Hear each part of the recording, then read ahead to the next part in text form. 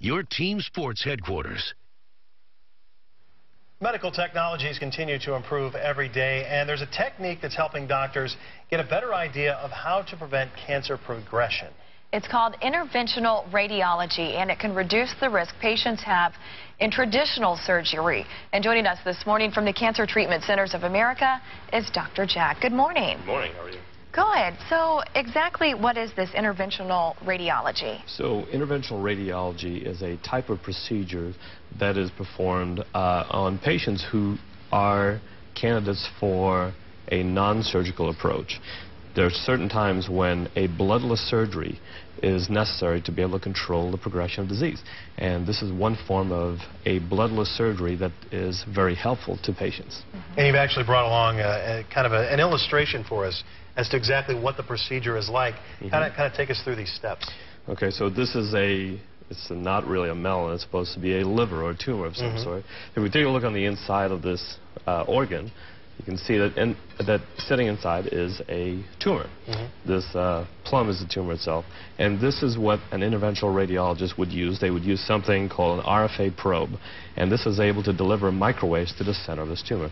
For example, if this tumor is inaccessible to a surgeon, they can't get access to it very easily, then the radiologist can simply go through the skin, get to the center of this tumor, apply the radio waves, and destroy it without having to make any type of incision whatsoever. Wow.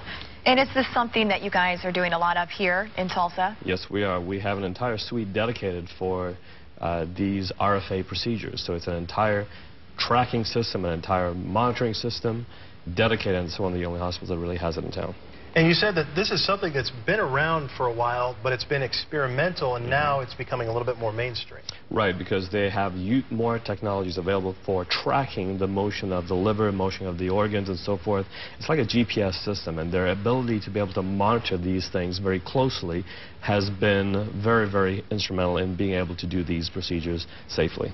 Those patients that you guys have been able to use this procedure with, have they seen a good success rate? Yes, it is good for those patients in which there's a solitary tumor in which the surgeon can't go in and make a large incision to get to it, so they can easily access the tumor through the skin and destroy it in those situations. And this is available for use on many different kinds of cancers. Right, so it doesn't matter what type of disease it is. If it is a solitary metastasis or a limited number of metastases that are small, then access to that area can be made through the skin using these probes.